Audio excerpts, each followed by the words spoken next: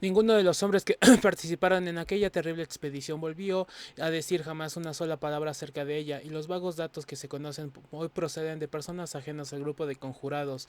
Hay algo estremecedor en el cuidado con lo que los expedicionarios destruyeron todo lo que insinuaba, de cerca o de lejos, al asunto. No puede ser.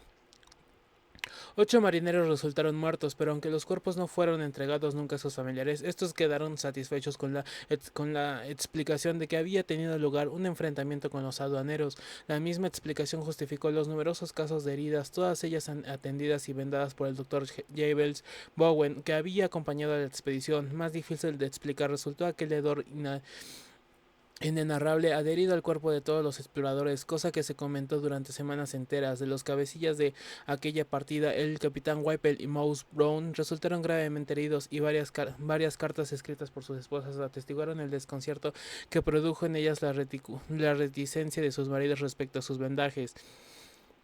Lo cierto es que todos los participantes recibieron una fuerte impresión. Por suerte eran hombres de acción y de convicciones religiosas simples y ortodoxas, pues de haber sido más introspectivos y dados a las complicaciones mentales, sin duda habrían caído enfermos. El más afectado fue el presidente Manning, pero incluso él llegó, según parece, a vencer a aquellos negros recuerdos a base de plegarias. Todos los jefes de aquella expedición intervinieron más tarde en hechos decisivos, y es probablemente muy afortunado que así fuera. Poco más de un año después de aquel asalto, el capitán Whipple encabezó el grupo que incendió la nave aduanera Gaspee, hazaña que sin duda contribuyó a borrar el recuerdo de las terribles imágenes que pudieron sobrevivir en su memoria. A la viuda de Joseph Curwen le fue entregado un ataúd sellado de plomo y de raro diseño, que había sido encontrado en la granja que contenía, según dijeron, el cadáver de su marido. Le explicaron que había muerto en la lucha con los aduaneros y que no convenía dar más promenores acerca del acontecimiento. Nadie se atrevió a hablar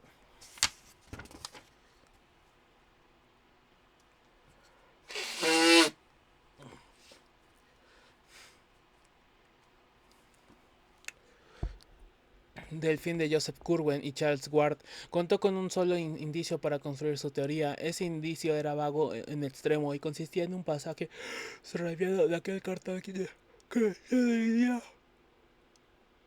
Jedediah Orn había enviado a Curwen, carta que había sido confiscada y que Ezra Whedon había copiado en parte. Dicha copia se hallaba ahora en posesión de los descendientes de Smith, y a nosotros nos toca decidir si Whedon se le entregó a su compañero después del ataque de la granja como testimonio de la anormalidad de lo que había sucedido, o si, como es más probable, Smith le tenía ya en su poder anteriormente y le había subrayado después de sonsacar a su amigo. Interrogándole sabiamente, el pasaje subrayado decía: Encar encarez en encarezcole, no llame a su presencia a nadie que no pueda dominar, es decir, a nadie que pueda conjurar a su vez algún poder contra el cual resulte inútiles sus más poderosos recursos. A la luz de este pasaje, y pensando en los enemigos innombrables que un hombre atormentado podía invocar en su ayuda, Charles Ward pudo muy bien preguntarse si fue en verdad algún ciudadano de Providence quien mató a Joseph Curwen.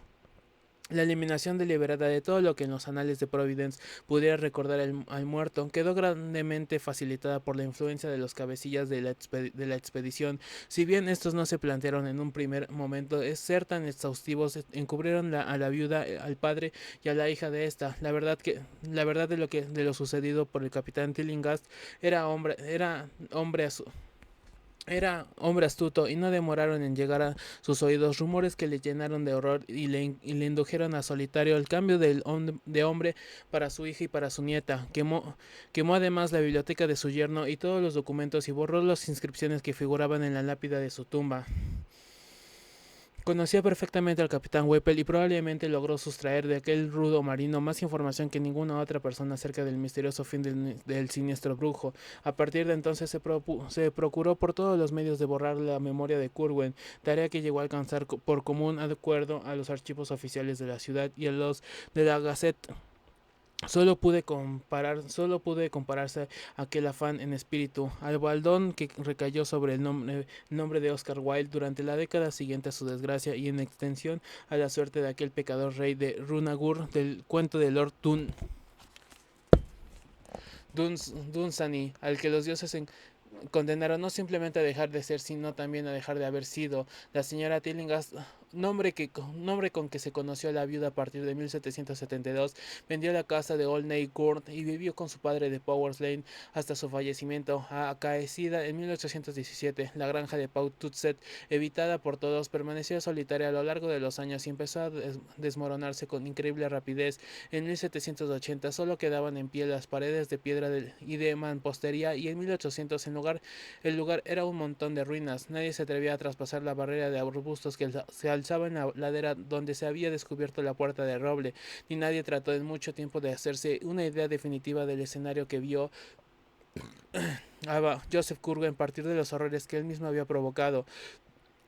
Solo se oyó en cierta ocasión el capitán Whipple murmurar para sus adentros capotes: maldito sea ese. No tenía derecho a reír mientras gritaba. Era como si el muy tuviera algún secreto. No quemé su casa por un pelo.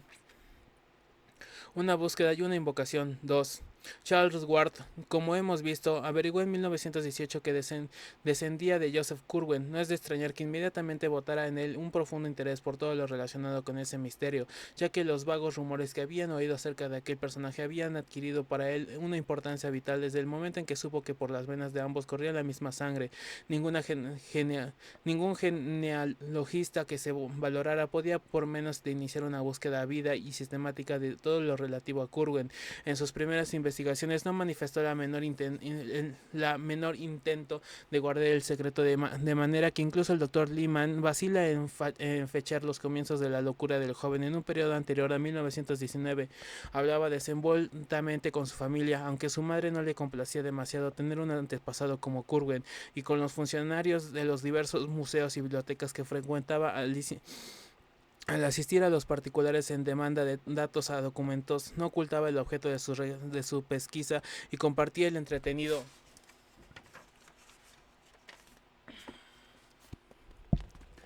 escepticismo con que eran considerados los relatos de los autores de diarios y cartas, pero sí solía expresar una seria curiosidad por lo que realmente hubiera ocurrido hacía siglo y medio en la granja de Powtuxet, cuyo emplazamiento trató vanamente de localizar y por indagar qué clase de individuo había sido Joseph Curwen. Cuando dio con el diario y los archivos de Smith y encontró la cara de Jedediah Orne, decidió visitar Salem e investigar cuáles habían sido las actividades desarrolladas allí por Curwen, cosa que llevó a cabo durante las vacaciones de Pascua de 1919 en el Instituto Assets, que conocía de anteriores estancias en la antigua ciudad puritana de chapiteles ruinosos y tejados arracimados. Fue recibido muy afectuosamente. Allí tuvo ocasión de descubrir una gran cantidad de datos acerca de su antepasado. Descubrió que había nacido el 18 de febrero de 1662 en Salem Village, pueblo que actualmente lleva el nombre de Danvers y que está ubicado a unas 7 millas de la ciudad, y que se había embarcado a la edad de 15 años para regresar con el habla, el vestir y los modales de un inglés en 1686, fecha en que se estableció en Salem. En aquella época apenas se relacionaba con su familia y pasaba la mayor parte del tiempo enfrascado en la lectura de libros que había traído de Europa y experimentado con extraños productos químicos que le llegaban a barcos procedentes de Inglaterra, Francia y Holanda. Ciertos viajes suyos por la región fueron objeto de muchos comentarios y se asociaban con vagos rumores que hablaban de fogatas que ardían por la noche en las colinas.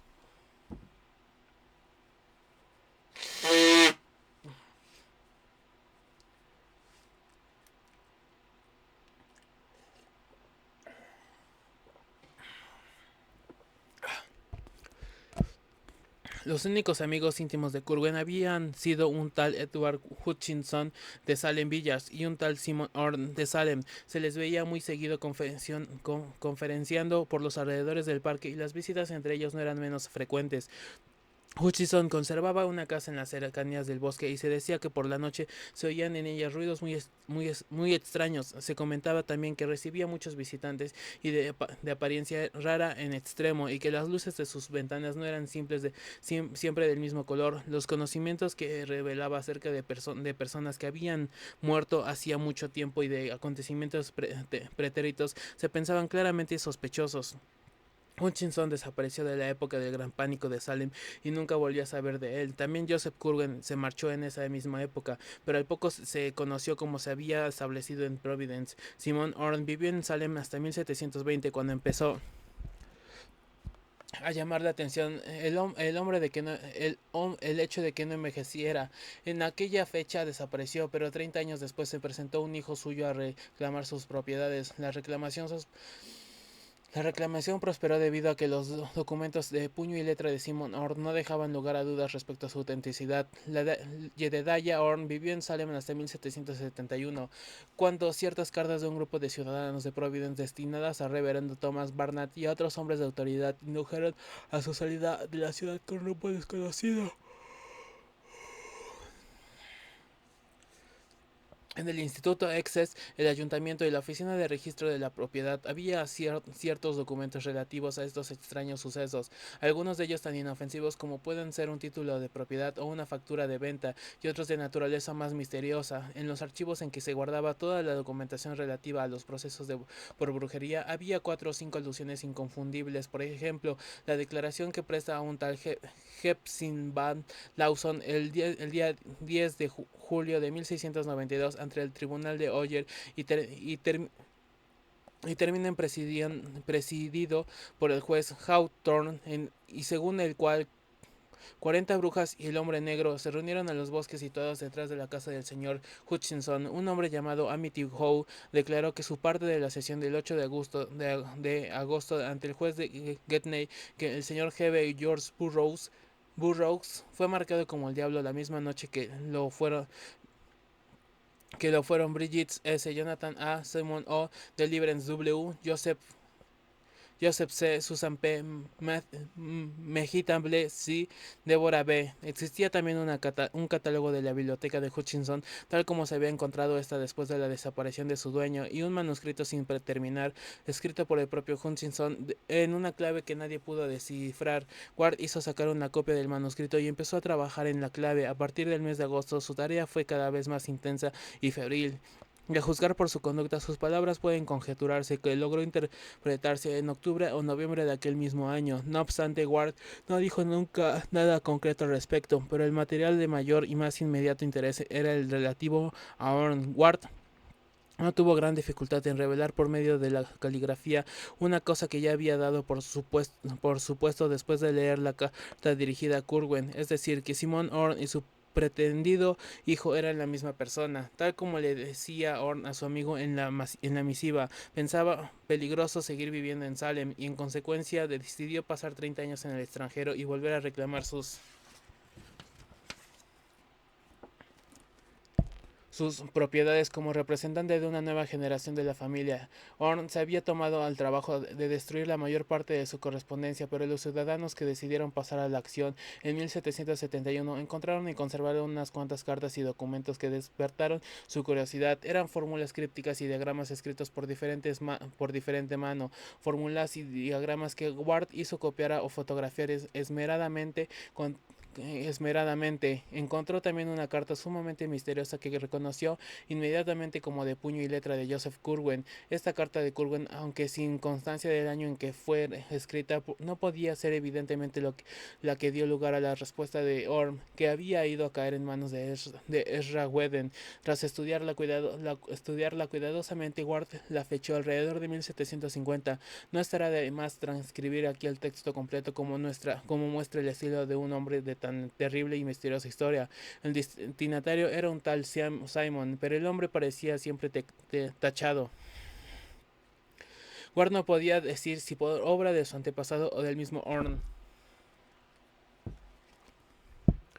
Providence, primero de mayo, hermano, a mi honorable y viejo amigo con el debido respeto hacia aquel que servimos para su eterno poder, diríjome a su merced para informarle de lo que debo saber en lo tocante al último extremo y que hacer llegando el momento. No está en mi ánimo renunciar a esta ciudad, ya que Providence no juzga con la dureza de otras partes las materias que salen de lo común. Encuéntrome estado por naves y mercancías y no puedo obrar por ello como hizo su merced, a más de lo que mi granja de Paututset esconde en sus extrañas y que no esperaría mi vuelta bajo la forma de otro.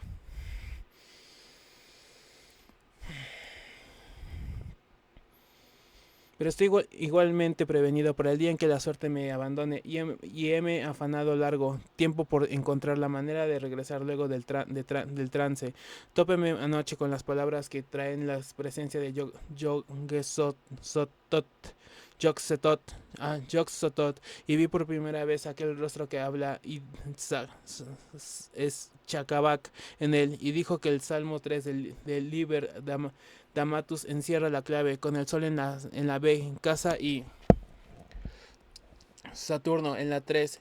Es es menester dibujar el pentágono de fuego y recitar 3 veces el versículo noveno, y de las semillas de lo viejo nacerá lo nuevo, que mirará hacia atrás sin saber qué buscar.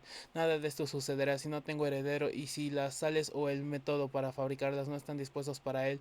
Y llegado a este punto, confieso a su merced no haber dado todos los pasos necesarios ni encontrado lo necesario. Diese el proceso de fabricación y hacerse de día en día más difícil reunir y acumular los especímenes necesarios para ello. A pesar de lo mucho que me hago traer de las Indias, muestran curiosidad mis vecinos, aunque hasta el momento he logrado aguantarla. Son en estos los caballeros peores que los plebeyos, por ser aquellos más sosegados en sus juicios y más dignos de crédito. Mucho me temo que hayan hablado ya Parson y Merritt. Espero hasta el momento que me considero a salvo. Las sustancias químicas necesarias son fáciles de obtener por haber en la ciudad dos buenas boticas, la del Dr. Bowen y la del Sam Carrewen. Yo me siempre por lo que aconseja Borellus, y acudo con frecuencia al libro 5.2.7 de Abdul Hasrel. De lo que descubra se lo comunicaré a su merced. Encarezcole se sirva mientras tanto de las invocaciones que le envío. Si desea verle a él, emplee su merced la fórmula que le envió junto con esta carta. Recite sus versos cada noche de difuntos y cada noche de Viernes Santo. Y si no sé cómo es estar. Uno vendrá en años futuros que mirará hacia atrás y que se valdrá de las sales de su merced haya dejado Job X y B. Mucho me alegra saber que se encuentra su merced otra vez en Salem, y espero tener muy pronto el placer de verle. Tengo un buen caballo de tiro y es muy posible que compre pronto un coche. Hay uno ya en Providence, el del señor Merritt, aunque los caminos son muy malos. Si se determinan a venir, tomen su merced la diligencia de Boston que pasa por Deadman, Bertram y Artleborough. En todas estas villas hay buenas posadas. Recomiéndale que duerma el Guretam en la posada del señor Malcolm. Las camas son mejores que en la posada del señor Hatch. Coma, empero en esta última porque la cocina es mejor. Si entra en Providence cruzando la cascada de Patucket y por el camino donde se encuentra la taberna del señor Siles, encontrará mi casa fácilmente. Se encuentra frente a la posada del señor Ernestus Olney en Town Street y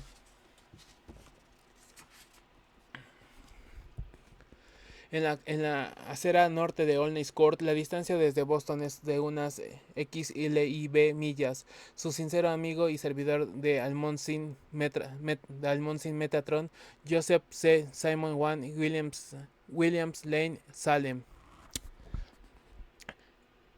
Aquella carta permitió a Ward localizar exactamente el hogar de Curwen en Providence, ya que ninguno de los documentos que había encontrado hasta entonces daba datos tan concretos. El descubrimiento resultó aún más sorprendente porque aquella casa que había construido su antepasado en 1761 en el solar de otra más antigua seguía aún en pie en Olney Court y ya la conocía gracias a sus frecuentes paseos por Stampers Hill. De hecho, se encontraba a muy poca distancia de su hogar y estaba habitada por una familia negra muy apreciada para trabajos domésticos, tales como lavar la ropa, limpiar o atender a los servicios de calefacción. El hecho de encontrar en la lejana Salem datos sobre aquella casa que tantos había significado en la historia de su propia familia conmovió profundamente a Ward, quien decidió explorarla inmediatamente después de su regreso a Providence. Los párrafos más misteriosos de la carta que descifró como simbólicos le turbaron totalmente, aunque cayó en la cuenta con un estremecimiento de curiosidad de que el pasaje de la Biblia que en ella se citaba, Job 14:14, en el versículo se dice: si muere un varón revivirá, todos los días de mi servicio esperaría hasta que llegase mi relevo.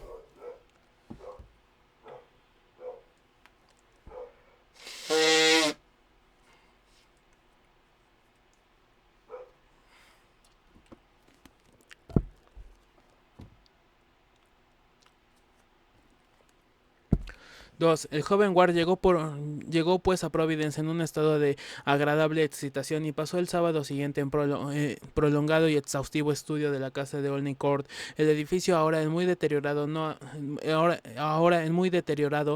había sido nunca una mansión, era simplemente una caserón de madera de 2 pisos y de estilo colonial con tejado puntiagudo, amplia chimenea central y porche adornado con columnas dóricas. Exteriormente había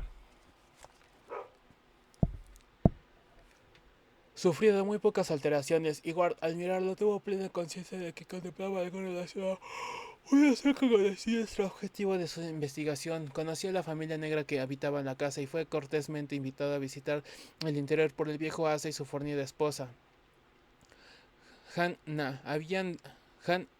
Había dentro de más cambios de los que hacía desconfiar el exterior, y Ward vio con decepción que los frisos de volutas y las alaceras y armarios empotrados habían desaparecido, mientras que el revestimiento de madera de las paredes estaba marcado, arañado, amellado o sencillamente cubierto de papel pintado de la más baja calidad. ¿Cómo puede ser tan racista, Lovecraft? En serio. En general, la visita no resultó tan productiva como Ward había esperado, pero al menos sintió una gran emoción al encontrarse entre aquellos muros ancestrales que habían alojado a Joseph Corwin, hombre que tanto horror despertaba entre sus conciudadanos. Evidenció con un sobresalto de emoción que alguien había borrado cuidadosamente las iniciales del antiguo llamador de bronce. A partir de aquel momento y hasta que terminó el curso, Ward se dedicó al estudio de la copia del manuscrito de Hutchinson y de los datos relativos de Curwen. La clave del manuscrito que se le resistía, pero logró encontrar tantas referencias y tantos indicios acerca de dónde continuar buscando, que decidió realizar un viaje a New London y a Nueva York para consultar documentos antiguos que se conservaban en esas dos ciudades. Dicho viaje fue muy productivo, pues le permitió localizar las cartas de los Fenner, con su terrible descripción del asalto a la granja de Pau Tutset y la correspondencia Nightingale Talbot, por la cual se enteró de la existencia del retrato pintado en un panel de la biblioteca de Curwen.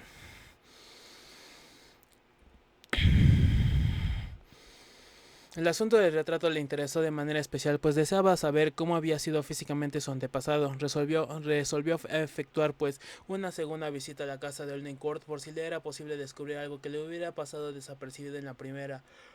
Aquella segunda visita tuvo lugar a primeros de agosto. Ward revisó en aquella ocasión con sumo cuidado las paredes de todas las habitaciones que por su tamaño hubiesen podido alojar la biblioteca de Curwen. Prestó especial atención a los paneles de madera que quedaban en su mayor parte cubiertos por sucesivas capas de pintura, y al cabo de una hora sus esfuerzos se vieron recompensados al descubrir en una de las habitaciones más extensas una zona de pared más oscura que las otras.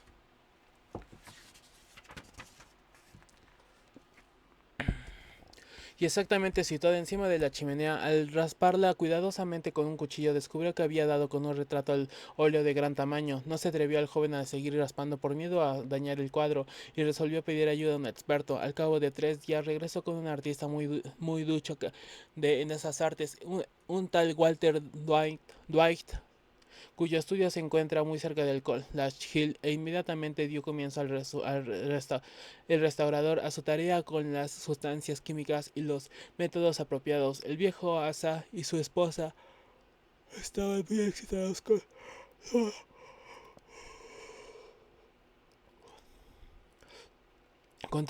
todas aquellas ideas y venidas, y fueron adecuadamente recompensados por la invasión que había sufrido su hogar. A medida que los trabajos de restauración progresaban, Charles Ward fue contemplado con creciente interés. Las líneas y las sombras paulatinamente desveladas tras el largo olvido en que había estado sumidas. Dwight había empezado por la parte inferior, y dado el tamaño del cuadro, el rostro no parecía estar transcurrido algún tiempo.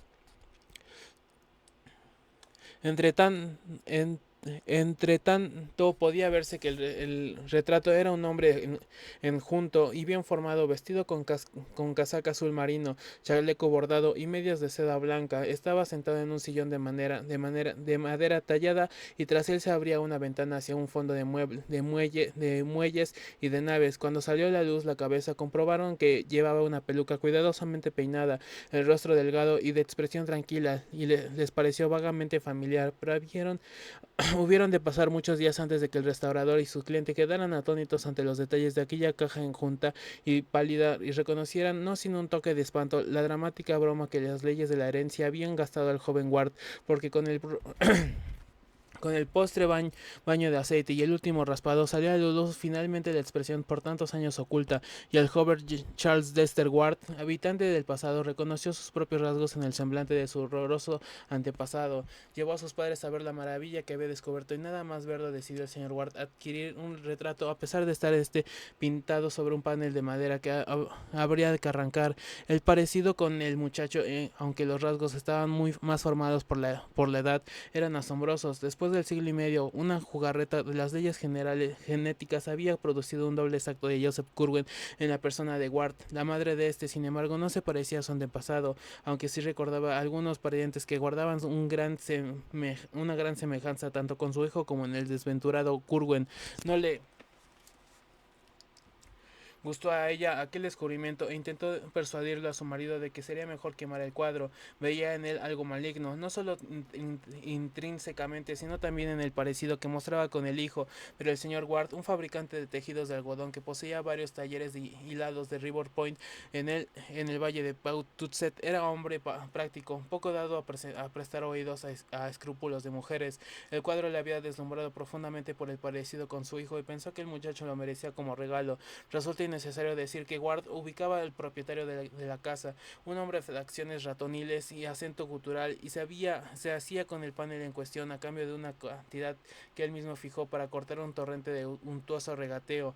Restaba ahora la tarea de arrancar el panel y trasladarlo a la casa familiar, donde quedaría instalado en el estudio biblioteca de Charles, situada en el tercer piso. El propio joven quedó encargado de supervisar el traslado, y con tal fin del 28 de agosto acompañó a 2 empleados de la firma Crocker, expertos en decoración, a la casa de Olney Court.